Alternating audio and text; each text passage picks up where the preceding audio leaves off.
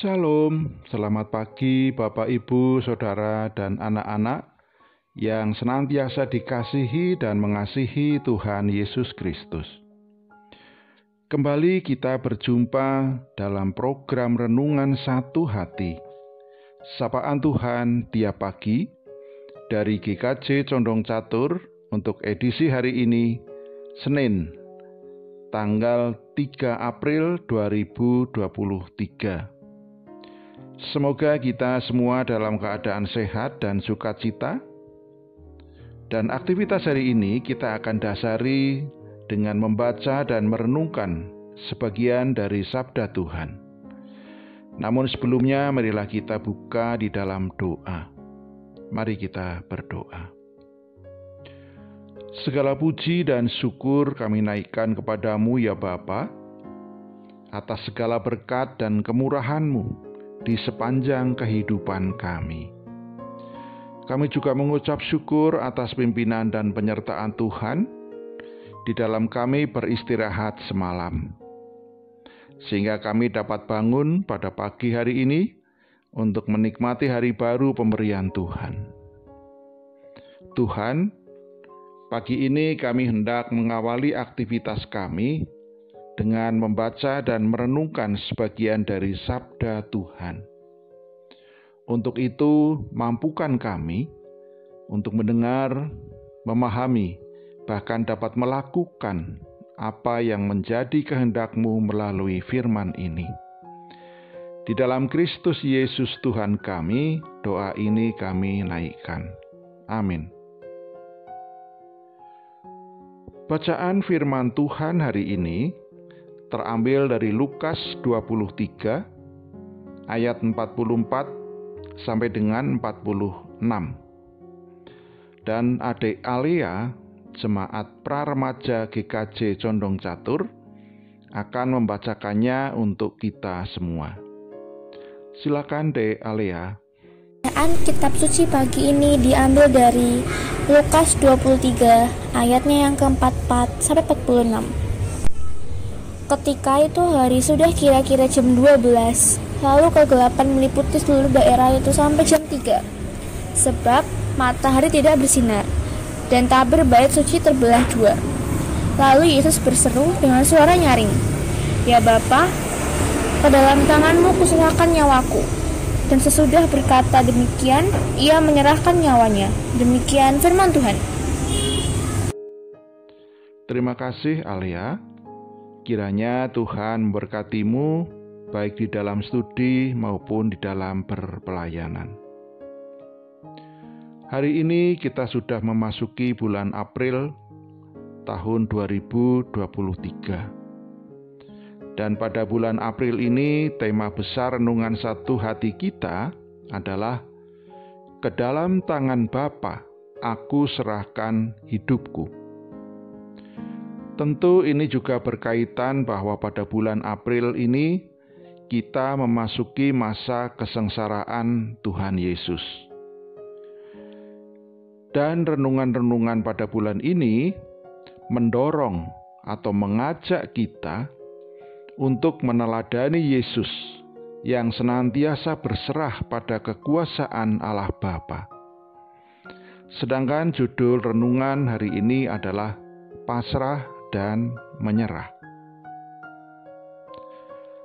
Kata pasrah, menurut Kamus Besar Bahasa Indonesia memiliki arti menyerahkan sepenuhnya kepada suatu keadaan, yaitu ketika seseorang sudah berupaya, namun hasilnya belum sesuai dengan apa yang diharapkan. Menurut Kamus Merriam-Webster, arti kata pasrah yaitu menunjukkan penerimaan bahwa sesuatu yang tidak diinginkan atau tidak menyenangkan akan terjadi. Jadi seolah-olah merupakan sesuatu yang tidak dapat diubah. Sedangkan kata menyerah merupakan kata kerja pasif, yaitu merasa bahwa situasi yang sedang kita alami ini adalah masalah yang paling berat di antara masalah-masalah yang dialami orang lain, dan merasa kalah dan seolah-olah tidak ada jalan lain untuk penyelesaiannya. Bapak, Ibu, Saudara yang dikasihi Tuhan, bacaan Lukas 23 ayat 46. Lalu Yesus berseru dengan suara nyaring, "Ya Bapa, ke dalam tangan-Mu kuserahkan nyawaku." Dalam hal ini Yesus bukan pasrah dan bukan juga menyerah, tetapi Yesus menyerahkan atau berserah. Berserah merupakan kata kerja aktif yang bermakna menyerahkan tanggung jawab atau segala sesuatunya kepada Allah Bapa, karena percaya bahwa Allah akan menerima penyerahannya dan memberikan yang terbaik kepadanya. Tetapi kalau pasrah atau menyerah, tidak tahu apa yang akan terjadi dan kepada siapa nyawanya akan diserahkan. Orang yang pasrah atau menyerah berarti sudah merasa kalah, merasa pesimis, tidak punya harapan lagi, kecuali hanya menuruti apa yang bakal terjadi nantinya. Tanda-tanda yang menyertai akhir kehidupan Yesus yang berserah kepada Bapanya antara lain adanya kegelapan, matahari tidak bersinar, dan tabir bait Allah terbelah dua. Dan bagi orang percaya, tanda-tanda yang mengawali seseorang mau menghadap Tuhan sebenarnya juga bisa dibaca, sehingga bisa mempersiapkan sesuatu dengan apa yang bakal terjadi. Yesus berseru dengan suara nyaring. Ini bukanlah sesuatu hal yang demonstratif, tetapi itulah sorak kemenangan bahwa Dia bisa menyelesaikan tugasnya dengan baik dan siap untuk menyerahkan kembali nyawanya kepada Bapa di surga. Bapak Ibu yang terkasih, belajar dari pergumulan yang dialami Yesus sampai Ia menyerahkan nyawanya kepada Bapa di surga, setidaknya ada 3 hal yang dapat kita lakukan di dalam kehidupan kita sehari-hari.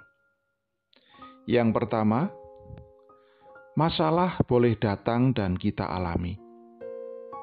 Tetapi jangan jadikan diri kita seperti orang yang kalah perang, pesimis, dan tanpa harapan lagi. Yang kedua, janganlah selalu pasrah atau menyerah ketika kita mengalami pergumulan, tetapi serahkanlah pada Tuhan dan yakinlah bahwa Tuhan akan memberikan yang terbaik kepada kita. Yang ketiga, berserah kepada Tuhan bukan berarti hanya pasrah, tetapi harus disertai dengan sikap optimis. Inilah sebenarnya kata berserah, sehingga Tuhan pasti tahu apa yang terbaik akan diberikan kepada kita. Kiranya Tuhan memampukan kita semuanya. Amin. Mari kita kembali berdoa. Tuhan, terima kasih atas firman yang boleh kami terima dan renungkan pada pagi hari ini.